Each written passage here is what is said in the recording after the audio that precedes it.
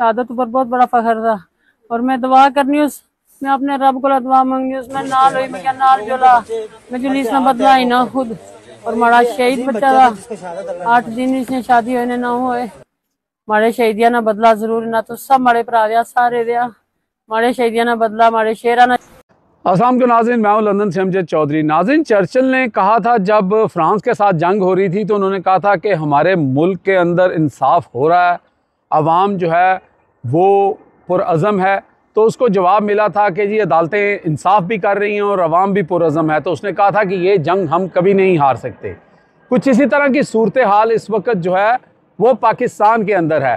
पाकिस्तान का जो मामला है वो शायद चर्चिल से भी ऊपर का है, क्योंकि जब माएँ जो हैं वो अपने बच्चों के जस्ते खाकी उठाएं और शहादत के ऊपर फ़ख्र महसूस करें और यहाँ तक कह दें कि मेरे बेटे को शहीद किया है, मैं बंदूक लेके ख़ुद बॉर्डर पे जा रही थी, मुझे लोगों ने रोका और फिर वो दुहाई लगाती है कि मेरे बच्चे का खून, मेरे बच्चे की शहादत रायगा ना जाने देना, मेरे बच्चे का बदला लेना है और इन दुश्मनों को, इन मकार और बुज़दिल दुश्मनों को हमने जवाब देना है।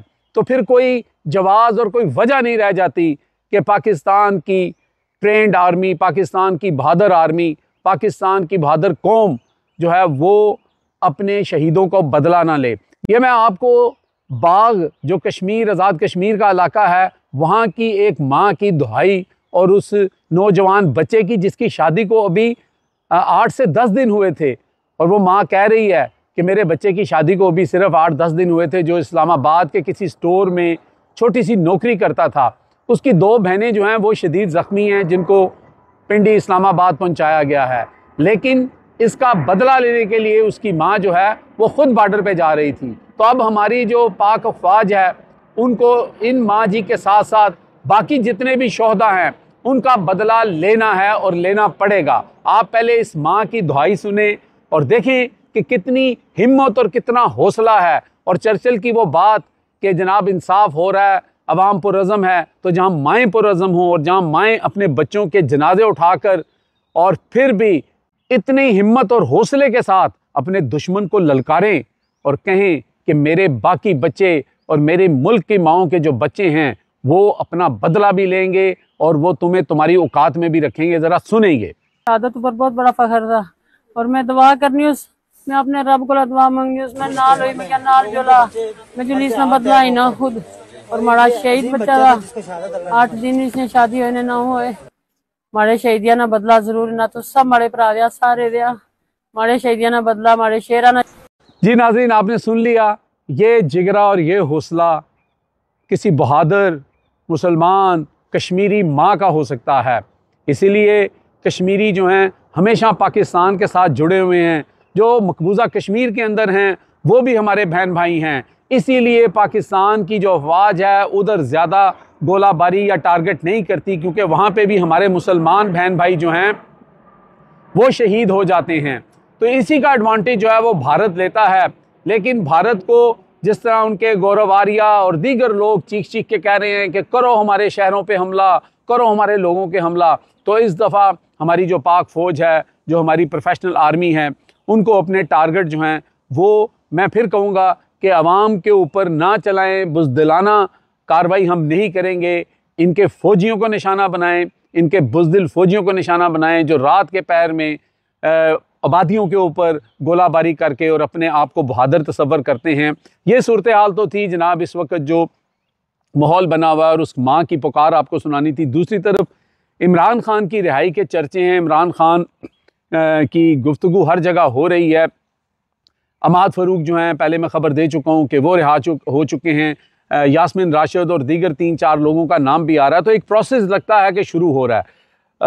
एक कॉलमिस्ट हैं मज़हर बरलास, आप जानते हैं, वो गुज़श्ता रोज़ जो हैं वो चौधरी गुलाम हुसैन के प्रोग्राम में उन्होंने शिरकत की थी फ़ोन के ऊपर और उन्होंने कल ही ये ख़बर दे दी थी कि इमरान खान के साथ एक बहुत ही अहम शख्सियत की मुलाकात होती है और वो कहते हैं कि आप भी थक गए हैं खान साहब, हम भी थक गए हैं, मेरा ख्याल है कि अब चीज़ों को नॉर्मलाइज कर लिया जाए। जिस पे खान साहब ने बकौल उनके कहा कि भाई मैं तो नहीं थका, मैं तो आखिरी बॉल तक खेलने वाला बंदा हूँ, अगर आप चाहते हैं कि इस मसले का कोई हल हो तो मैं कोई डील, कोई ऐसी सहूलत नहीं लूँगा मैं अदालतों से जो मेरे केसेस हैं वो लड़ के बाहर आऊँगा। तो लगता अब यही है कि उन्होंने ये दावा किया कि इसी महीने के अंदर हर सूरत इमरान खान जो है वो अवाम के अंदर होंगे और वो अदालतों से जो है अपना केस लड़ के और वहाँ से जीत कर और बाइज़्ज़त बरी होकर बाहर आएंगे। जिसके ऊपर चौधरी ग़ुलाम हुसैन ने कहा कि आपके मुंह में घी शक्कर, आपको अल्लाह ताला मदीने का जो है वो विज़िट कराए और इस तरह की बातें उन्होंने उनको अप्रिशिएट की, क्योंकि आपको पता है चौधरी ग़ुलाम हुसैन जो हैं वो इमरान खान के और PTI के बड़े मदाह हैं। तो कोई बड़ी बड़ी खबरें दे दें ताकि लोग कुछ हौसले में आए। चौधरी साहब, मैंने अर्ज किया है कि इन्हीं दिनों में ये जो कशीदगी के दिन थे, एक अहम शख्सियत ने 2 मुलाकातें की इमरान खान से और उसमें उन्होंने ये कहा कि हम भी थके हैं, आप भी थके होंगे। तो खान साहब ने कहा कि नहीं, मैं तो नहीं थका, मैं तो थकूंगा भी नहीं। खैर बातचीत प्यार मोहब्बत में बढ़ी और खान साहब ने कहा मैं इस तरह रहा नहीं हूंगा, मैं अदालतों के जरिए रहा हूंगा।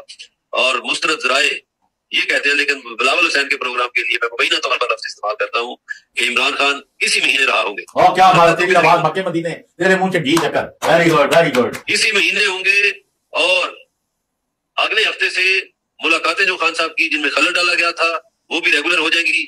आपको ये अब शोर शराबा नहीं मिलेगा कि इमरान खान की मुलाकातें नहीं हो रही या मुलाकातें नहीं करवाई जा रही, मुलाकातें भी उनकी रेगुलर हो जाएगी और वो इसी महीने पाकिस्तानी अवाम के दरमियान होंगे। पिछले दिनों एक तो एजाज चौधरी का केस देखा, फिर मैंने भी अर्ज किया है कि अगले हफ्ते से इमरान खान की मुलाकातों पर जो खलल डाला जाता है या उनकी मुलाकातों में रुकावट डाली जाती है वो आपको रुकावट नजर नहीं आएगी, वो खलल नजर नहीं आएगा।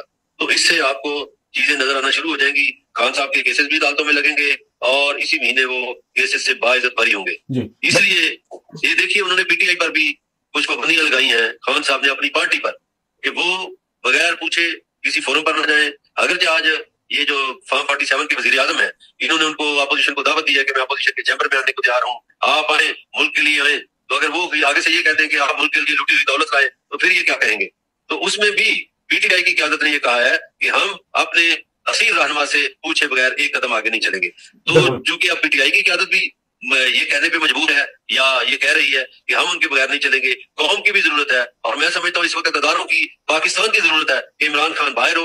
इमरान खान वो सियासी लीडर है जो इंडिया की आंखों में आंखें डाल के बात कर सकता है। इस वक्त इमरान खान का अपनी आवाम के बीच में होना बहुत ज़रूरी है। पाकिस्तान के तूलो अर्ज़ में कल से लेके अब तक बेशुमार लोग जो हैं वो बाहर निकले हैं PTI के और उन्होंने सब ने ये डिमांड की है कि इमरान खान को बाहर निकाला जाए। ये एक नाजुक वक्त है और दुश्मन हमें ललकार रहा है और पूरी आवाम का साथ होना, अपनी अफवाज की पुश्त पे खड़े होना बहुत ज़रूरी है, क्योंकि डिवीज़न मौजूद है। कुछ ऐसे फ़ैसले, कुछ ऐसी गलतियाँ जो है हमारी जो गवर्नमेंट है या इस्टेब्लिशमेंट है उनसे ज़रूर हो रही हैं। एक तरफ इंडिया ललकार रहा है और दूसरी तरफ इस तरह की बातों से फिर डिवीज़न आ जाता है। तो बड़ी उम्मीद है कि इमरान खान और PTI जो कि इस वक्त 70 to 80% पाकिस्तान में जिनकी पॉपुलैरिटी है, और जब इमरान खान बाहर आ जाएंगे तो आप देखेंगे कि नज़ारा ही कुछ और होगा।